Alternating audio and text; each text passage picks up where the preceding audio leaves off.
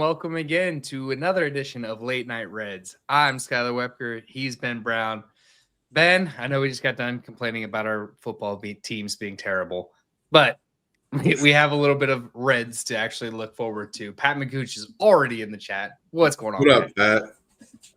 So, in Reds news, since we've talked last, Nick Kroll has gone on to the Hot Stove League that the radio station puts on out there in the Holy Grail. And he got on and admitted that Ellie De La Cruz sustained a quad injury back in July and let him play the rest of the season through that. Yeah. Like some things should just remain in-house. And I don't know if that's something that he just doesn't know because he's not a sports guy, I guess. But like, I mean, it makes sense now to watch Ellie play and to see his struggle. It all makes sense. Like you really can't do anything productively as an athlete without your quad being able to use your quad to the full extent. Like you can't. It makes running difficult. It makes swinging difficult because you're trying to plant your leg. You're trying to move side to side. That makes that difficult. So, like, it just boggles my mind. The first thing is that he let that, like, he said that like it was something that was good. Like, no. Like that looks terrible as an ownership. Like that looks really, really bad. That you had a guy that was playing on a partially torn quad and not looking out for his best interest. Like I get it. Most players are like, man, they want to grit it out. They want to play all 162. Ellie was adamant about wanting to play all 162, which I get. But you are paid to protect your investment.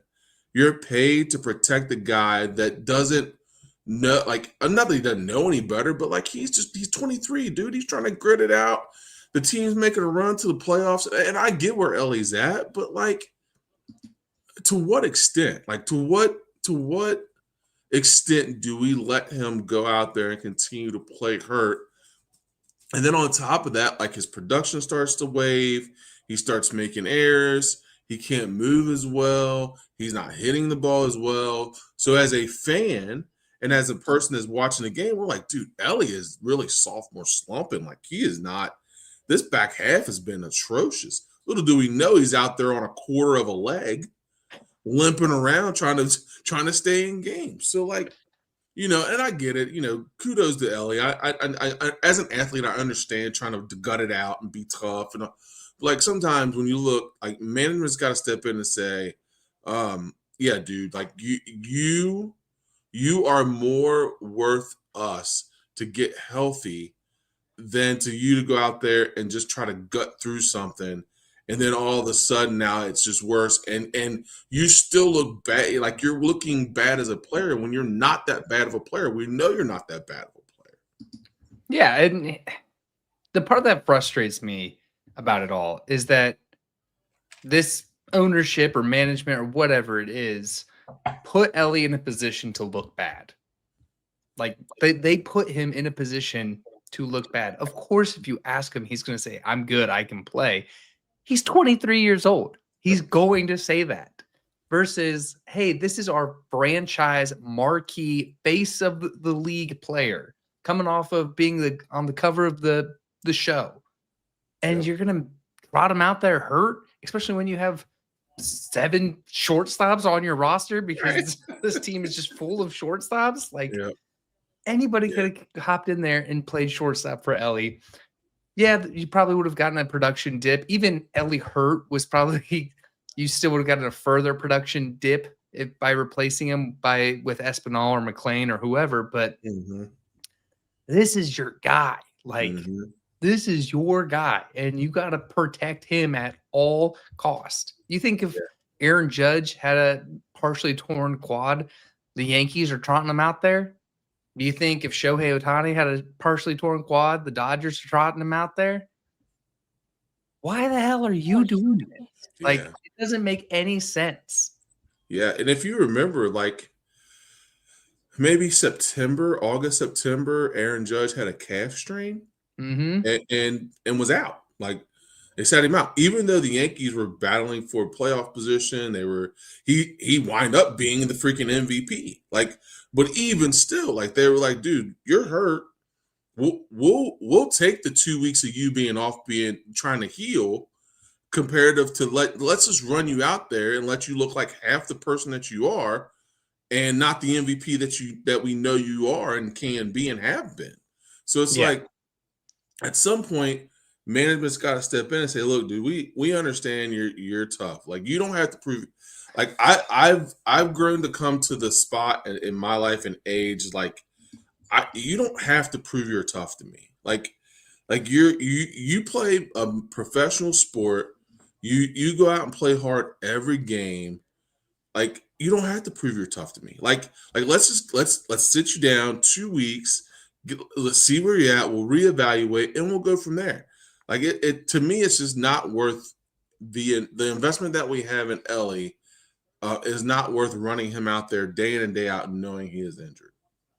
And if you're his agent, if you're Scott Boras, like Mhm. that has to piss you off that the Reds did that to your superstar client. And that's just going to burden you even further when it comes to the time to in extension talks with Ellie or anything around that. Like that's just going to burn you so much further. So it doesn't make financial sense that they would have done Mhm. that. It doesn't make just on a human level sense that Mhm. they would have done that. It doesn't make like as an owner of a franchise, like nothing in this thought process made sense when you have other shortstops on your roster, when you know that this is your guy to take care of, like and that you need to get an extension done with this guy. Nothing up and down any of this decision making, like there should have been an adult in the room to say, like, hey, Mhm. let's not do this. Yeah. No, absolutely. It's um if you are his agent and you are just Ellie in general, which I'm not here to this is not a bash Ellie because I think Ellie was just doing what he was trying to do, which was best for the team, right? Like Mhm. he wanted to be on he knows how important he is to that franchise. He knows how important he is to that ball club. So I get it. I understand it. I'm not gonna take this out on Ellie, a 23-year-old kid who's just going out here and doing what he is asked to do. Um, but like you bring up a good point. The adults in the room have to step in and be like, this guy is our franchise. Like he's like at some points he's the only reason why people watch the Reds play. Yeah. Like like we've got to protect that. And if that means we got to sit him out a couple weeks, then we do. Because what it looks like you said, what it looks like when we come to negotiations and when we come to all these different things, like does this franchise really do they really have my best interest in heart, or are they just going to do what they need to do to try to win baseball games? Which in theory, that's the job is to try to win baseball games. But like you said, on a human level, on the level of the fact that he's your best player, you have to step in and say, okay, yeah, like we need to protect our interest, and let's get him out for a couple weeks, reevaluate, see where we are, like every other franchise does. Like there were a ton of stars that got hurt and sat out. Shohei Ohtani, you mentioned, Aaron Judge, Fernando Tatis. Like there are a ton of guys that sat that are stars because it's the best interest of them to get healthy. So when it matters, he's at his best. Yeah. And just kind of this in pair to all the murmurings and rumors about Hunter Green taking extra time that he needed, even though he had a clean MRI. Like, Mhm. so it's just like a weird juxtaposition on the you're letting this guy do whatever he wants, like take the Mhm. time that he wants, and this is not a bashing of Hunter Green by any means. Right, yeah. But like if a guy didn't feel right, he took the time that he needed Mhm. versus like So are you just gonna let guys do whatever they want? Because it kind of seems like that. Like Right. Ellie wanted to play every day, and you just let him. And Hunter Green said he needed more time, and you let him. So it's like, do you not have a health and training staff? Do you not have like a decision maker Yeah. that can decide? Like that seems very weird to me that Hunter Green can just take the time that he needs, even if he doesn't feel right, even if he's got a clean MRI. And Ellie's like, yeah, I want to play every day. And you just let him. Yeah. I don't get it. I don't get it. Yeah. It doesn't make a whole lot of sense. And it's just kind of like it's almost like disheartening because you're getting two different things where you don't force one guy to come back, but then you let this guy kind of run and play and don't make him sit. Like you said, who makes those decisions? Who makes that call to where one guy can just say, you know what, I don't feel like playing. You're like, okay, cool. Just whenever you're ready to come back, you come back and we'll be good. But the other guy whose quad is half torn, you say, well, you're not all the way torn, so go ahead and just run it out, see what happens. So, like, who's making these decisions? It doesn't make sense. And I think you're right in the sense that Nick Kroll let too much out of the bag and he was trying to like Yeah, get the genie back in the bottle a bit there. But yeah, I don't. Hopefully, that's something that becomes a focus amongst fans and the team, like with this information, and even the agents at some point getting involved and saying, "You're not going to do this to our people." Then maybe this shed a little bit of light that needed shed it onto a situation. But before we keep beating a dead horse on this, yeah, uh, we can move on. The Reds, they only come to agreement with Sam Mole to avoid arbitration. They're deciding to go into arbitration with 1, 2, 3, 4, 5, 6, 7, 8, 9 players, which historically this team does a good job at offering the 1-year contract, avoiding arbitration, just paying what the market value is hmm for these guys. And it's interesting to me that they're choosing to go to arbitration with a lot of these guys. And I'll run the list off for the audience here. But they're choosing to go to arbitration with Steer, McLean, Singer, Stevenson, Lux, Friedel, Lodolo, Santion, and Benson. Now, some of those guys had very down years, hmm but then you had some guys that had really good years. So it's just interesting to me that it seems like they're doing whatever they can to cut a corner or save a dollar and hopefully to use that dollar on somebody. yeah. I mean, when you look at it, when you do that, when you go in arbitration, you're trying to win money, right? Like, I mean, Mhm. that's ultimately what you're trying to do. So, if you feel like that, you can win money. All right, we talked about good years, bad years, right? So we've all known Matt McLean did not have his best year. You can win a little money against Matt McLean, right? Like Mhm. if it comes to arbitration, you're like we could there. That's a guy we could win against. Um, you look at Gavin Lux. Did he have a great year? Eh, not really. You can win a little money there. So Will Benson, you're gonna, it's all about, like you said, it's all about saving, spending a dollar to save a nickel or whatever. Like they're Mm. trying to navigate this, and hopefully that ends up in being where you're saving a little bit of money, um, in order to make a big splash, in free agency. So that's what it seems like to me. Like they're willing to go into arbitration to try to save a few dollars here or there, and that way they can use that elsewhere and kind of, because some of those, like you said, some of those guys on that list, they're going to win and they're going to be able to save some money on. So I'm hoping that that's the plan. I'm hoping that that's what they're thinking, to where they can save on some guys and be able to move that money towards free agency. I agree that that's what it seems like on the outset. And initially, that's what I thought as well. But like at most, let's say collectively, they save $5 million on all these guys. Right. Because you're probably going to lose against Singer. You're probably going to lose against Lodolo. You're probably going to lose against Friedel. Yep. But so let's just say 5 million is what they save. How much of a needle mover are they going to get with an extra 5 million? Right. I mean, it's not like Kyle Schwarber's not coming here for $5 million.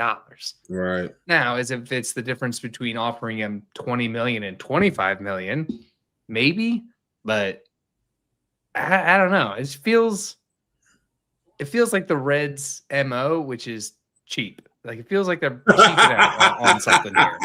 That is as black as white as you can put it. No, it does. I mean, and you know, in some extents, I get it. You know, but it also too, like it feels like when you go, like when people go into like a divorce, and they're like, and it's like I want this thing and I want that thing. You're like, it's kind of it's big, but it's kind of inconsequential. Like it's not gonna, like it doesn't really make a difference. Mm-hmm. Like it's not, you getting that item's not gonna make or break what we've done already. And that's kind of what it feels like. Like it feels like, it kind of feels like it doesn't matter really what happens here, whether it's to the positive or to the negative. It's not going to make or break what they're going to do in the long run. You know, are they going to use that money towards whatever? Who knows? Like you said, it's the franchise. It's an ultimate franchise move for them because it's the spin the dollar to save a nickel. Like that's what they do. Like they're going to try to save here and there, but they're also trying to save money. But nobody really knows what they're trying to save money for. You know, so I don't know. You know, I'm not vast in arbitration, like as far as the end game. Because I don't know. So if they don't reach an agreement, can the person walk? Is that what it is, or is there a certain number they have to get to in order for the contract to work?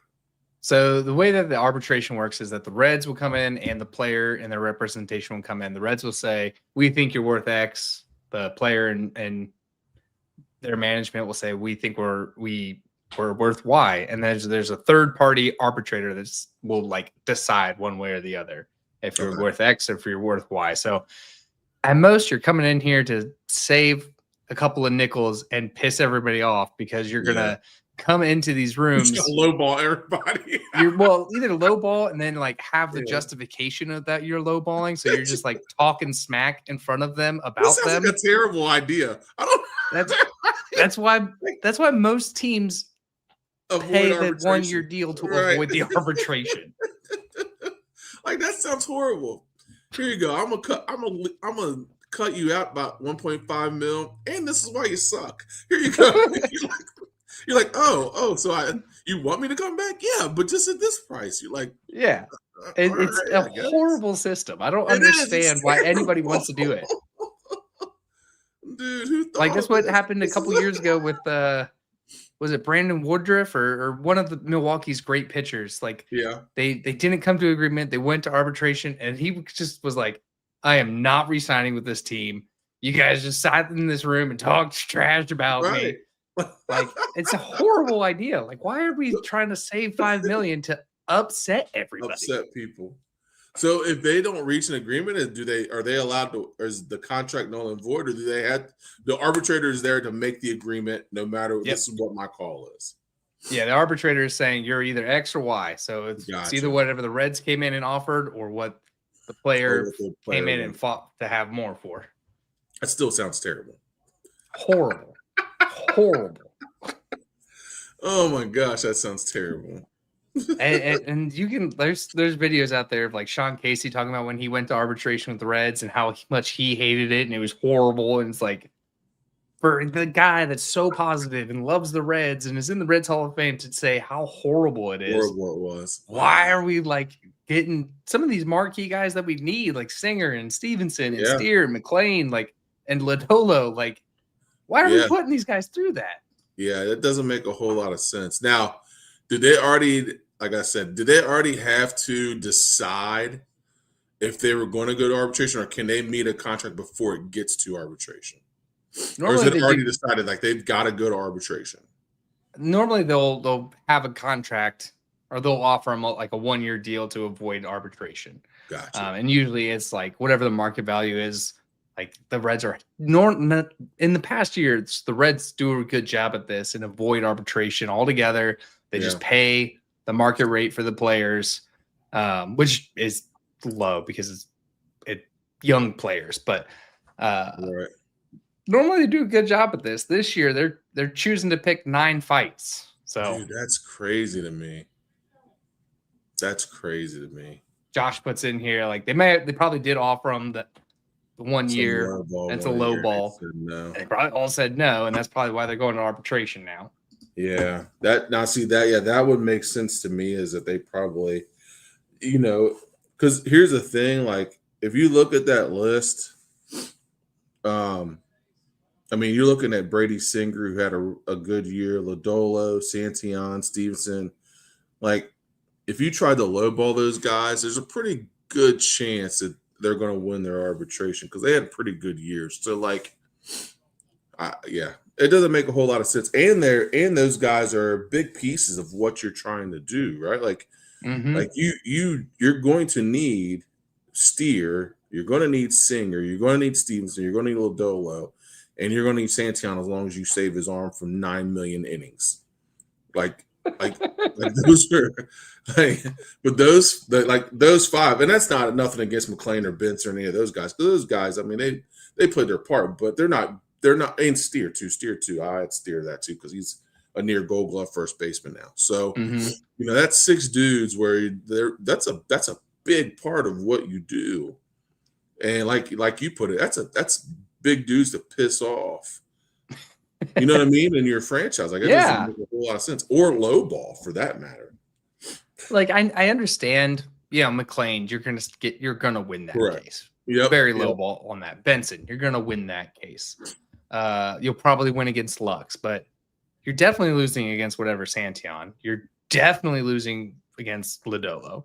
You're 1,000% losing against Singer. Like those are guys that had like really good years and really important years. And like I couldn't help but giggle at like, as long as you protect Santillan from 9 million innings, man, because he was in 9 million games. Like, why are you picking that guy to go to arbitration? After he sacrificed his arm to help you try to get to I don't get it. That's funny. Yeah, I don't understand that. That's a weird, to me, those are weird battles to pick. Or to lowball those dudes, especially like we talked about, the guys that are on that list most of them played a pretty big role in your success this past year.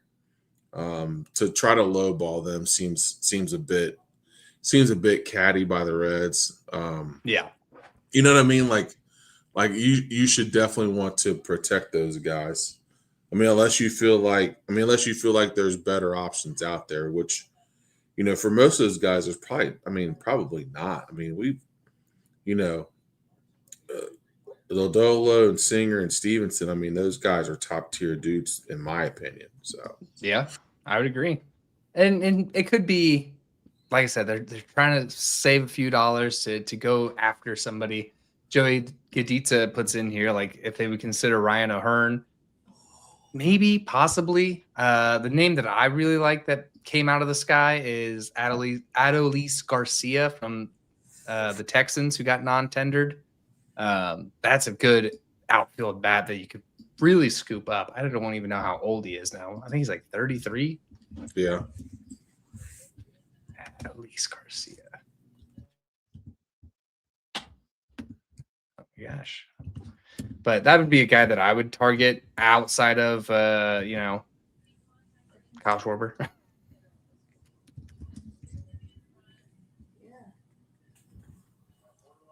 Did I lose you? What's going on? No, I'm here.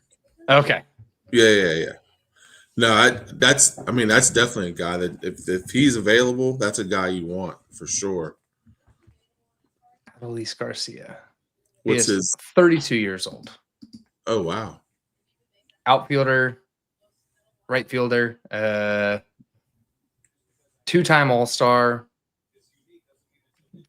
He's garnished a couple of MVP votes. Really surprised that Texas let him go or didn't tender him at all. Yeah. And this guy can hit home runs. 31 home runs, 27 home runs, 39 home runs, 25 home runs out there in Texas, which is not a very good hitter-friendly ballpark. Yeah, So, not at all. Wow. Jeez. Yeah, if a good one. that guy's available, I mean, yeah. What's his salary numbers look like?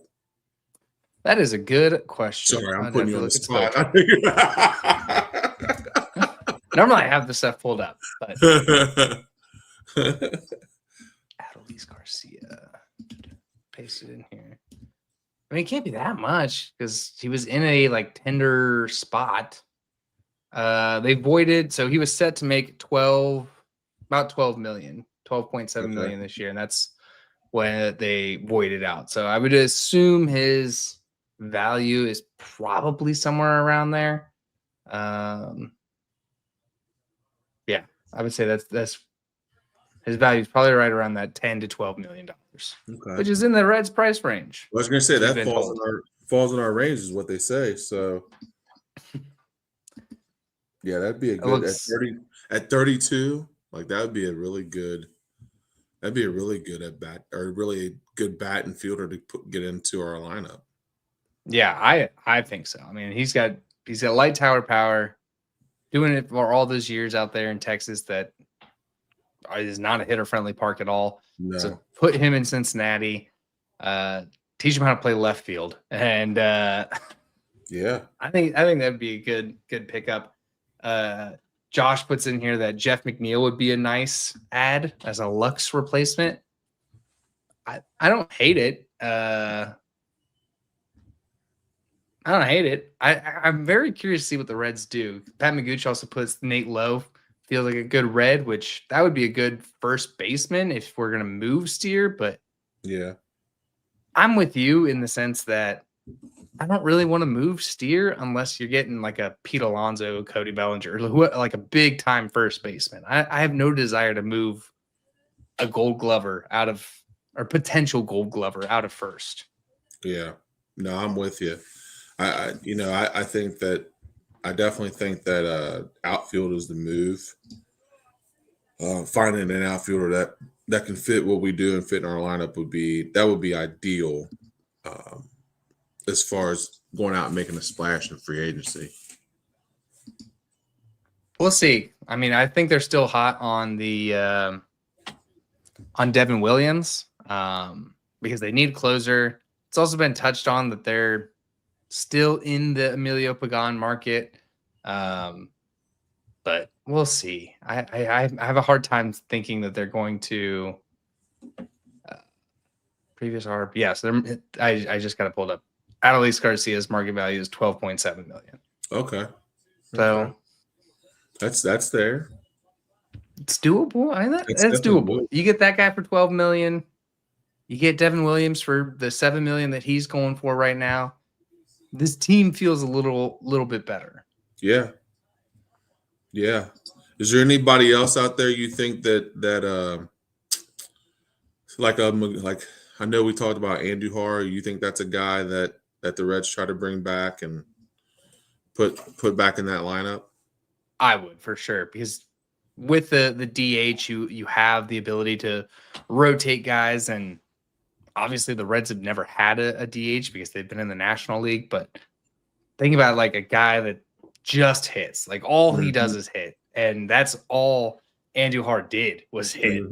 Like he didn't play the field at all, but he hit.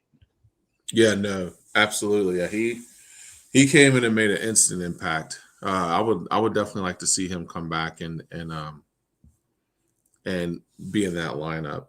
I'm just trying to think of if there's anybody else, because if it's putting the pieces together to the puzzle because I mean I know the Schwarber thing would be nice, but I don't know if that's going to fall our way. That's just not the Red style.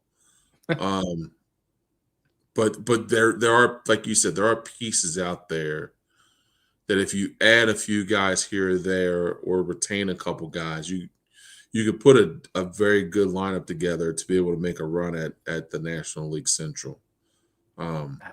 I would love if they got Schwarber just because of we've talked about it ad nauseum, but the off the Mhm. field things that he provides this team, Yep. the leadership, the Yep. mentorship for these young guys.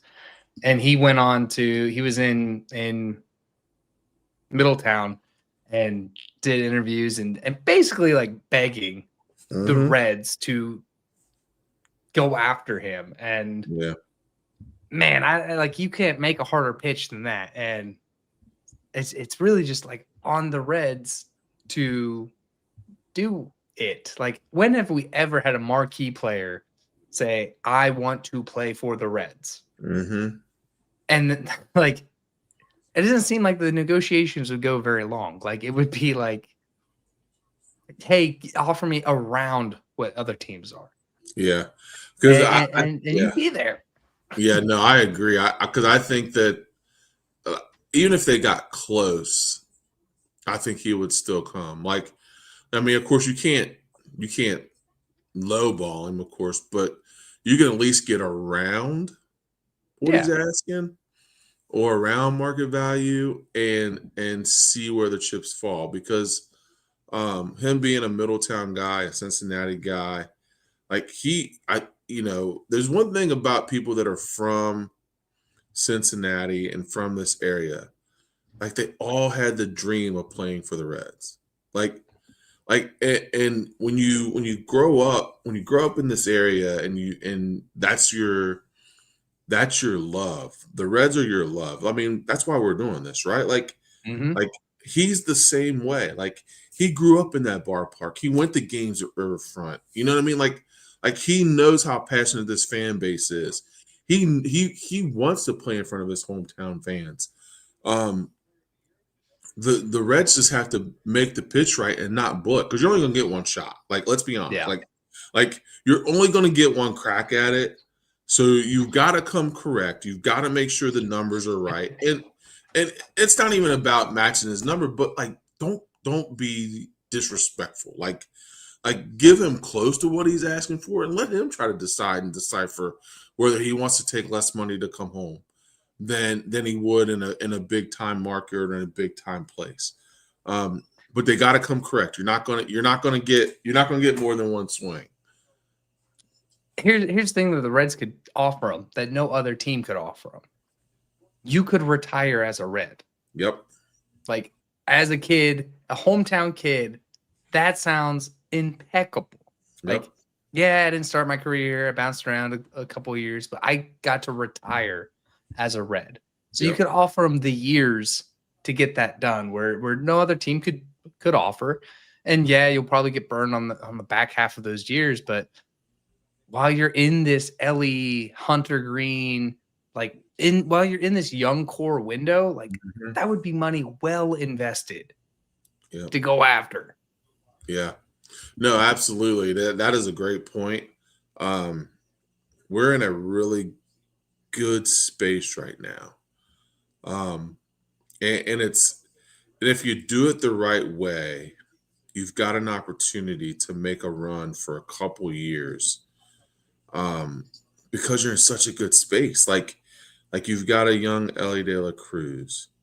You know, you've got a pitching staff that is as dominant as any pitching staff in the majors.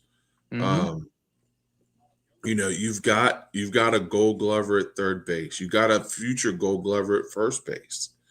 So your defense is gonna be there. You know what I mean? You've got a really good catcher in Tyler Stevenson. Like you've got pieces. You're right there. You just gotta take that leap of faith and jump, man. Like just go, and build around these guys. Because like you said, the window is short. Like Mm-hmm. like you're only going to have a certain amount of time with these guys before it's like, okay, well, we're missing that window of opportunity. So might as well bring a star in or two. And what better star than Kyle Schwarber, who can come in and play in his hometown and hit 40 bombs for his hometown team and help them make a run at the playoffs. He might hit 70, dude. Like, I know. he has light power. That's exactly right. Like, you have this window. The window is now. Yep. Kyle Schwarber moves the needle dramatically for you. Yes. And I love your point about like the pitching staff, because it, other than Brady Singer, it's a completely built staff from your farm.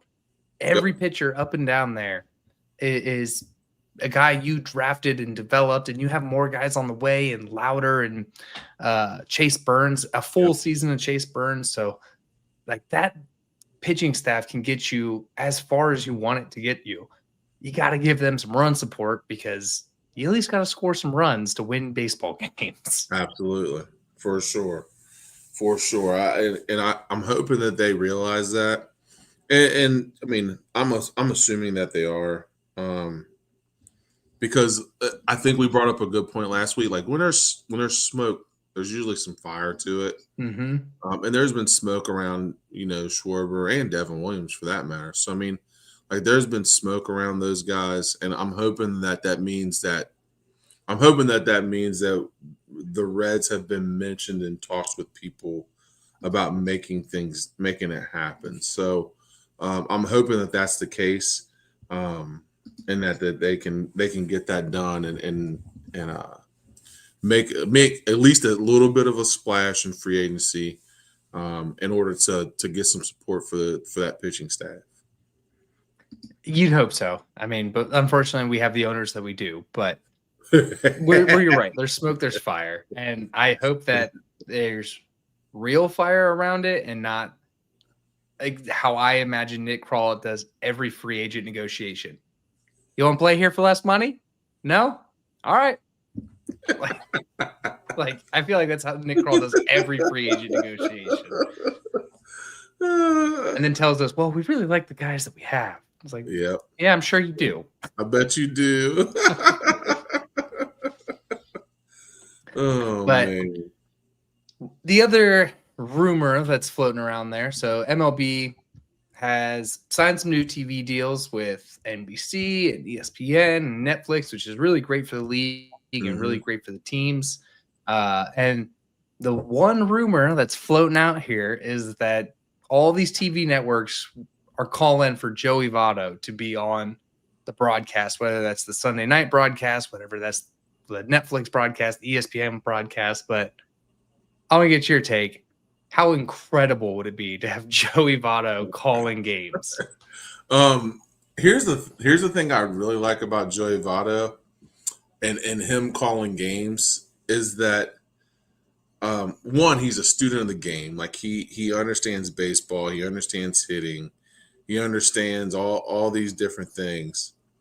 But he's also an honest dude. Like he's not going to sugarcoat stuff. He's not going to tell you, you know what I mean? He's not going to tell you something that he just feels like, oh, well, this is what everybody wants me to say. Like that was the best part about him doing interviews as a Red, was that he was brutally honest. He told it like it was. And usually he was pretty factual about what he was going to say. You know, whether it be about baseball, whether it be about hitting, whether it be about the state of the game, whether it be about current players, he's usually spot on about what he's going to say about people or the game of baseball at the current time. So that's the part I look forward to, is that his honesty about the game, and just his knowledge of the game. Like it's always cool when you can get to pick the brain of somebody that could hit the ball as well as he could, and had the success that he could, or that he did, and just sit them and just watch them talk baseball. And you know, a lot of guys have done that. I mean, a lot of guys have came back, like your Frank Thomases, your, you know, A-Rod, steroids or not, A-Rod still was a decent player. But those guys talk baseball. Like it's it's just talking the game of baseball and being able to make it to where somebody that couldn't hit a 99-mile-per-hour baseball understand why they saw the game the way they saw it. So that part I'm looking forward to, because I think Joey Votto has a ton of baseball knowledge. And to have him sit down and be able to share that knowledge with people, I think would be really cool. Yeah, I think it was a couple years ago when he had the rotator cuff surgery or something, and he went in the booth with John Sadak and Barry Larkin and did a couple of games, and man, it was so fun. Like he's just a fun, charismatic guy on top of all of the reasons that you mentioned. So I know there's a lot of former players that go on and talk baseball, and they're not all that entertaining as color commentators or anything like that. But I feel like Joey Votto would be just so fun. I think he would make every broadcast amazing. I'd watch any team that he's broadcasting. Yeah, for sure. Yeah, he's definitely charismatic, and to see him be able to, and you saw that when he started to get like social media, right? Like when he was doing a social media thing, and he was like, you could see that he was super charismatic, had a lot of personality, and he would bring that to the table as well, which would be a lot of fun to see. Yeah, so hopefully somebody pulls the trigger and gets that deal done. I'm sure he's enjoying retirement, but hopefully that's something that we get in this next season and many seasons to come. So before we get out of here, I want to let everybody know that there will not be a Riverfront Red show this week, just with the holidays and on everything like that, unless there's some big free agent signing. In that case, we'll hop on. We'll do an emergency pod, but take the time, enjoy it with your families. Be thankful for everything that we have, even if it's terrible owners. At least we have a baseball franchise, I guess. We do. But for that, I wanted to, before we get out of here again, I would say, let everybody know to use our code Riverfront and get $20 off your first purchase through SeatGeek. That can be Reds games, Bengals games, Disney on Ice. Doesn't matter what you go see. As long as you use our code Riverfront, you'll get $20 off your first purchase through SeatGeek. We encourage everybody to join our ever-growing Cincinnati sports family and support the show through Patreon. It's patreon.com/RiverfrontCincy. Any price level will get you into our Slack channel, which is the best form of social media, the direct access to Ben, myself, and Seth. Please give us a subscription over on YouTube and catch all the latest episodes, not only from our show, but from Riverfront Red Show and Welcome to the Jungle. Follow us on Twitter at Riverfront Cincy. We're also on Instagram and Facebook and everything like that. Please subscribe to the audio version of this podcast for free. We're on all the platforms. And give us a rating and review everywhere that you can. Be a friend, tell a friend. We're just Cincinnati sports fans trying to make a good show for other Cincinnati sports fans. So tell us what you like. Tell us what you don't. You have the biggest impact on this show. So interact with us and let us know. So for that, he's Ben Brown. I'm Skylar Wepker. Go Reds. Go Reds.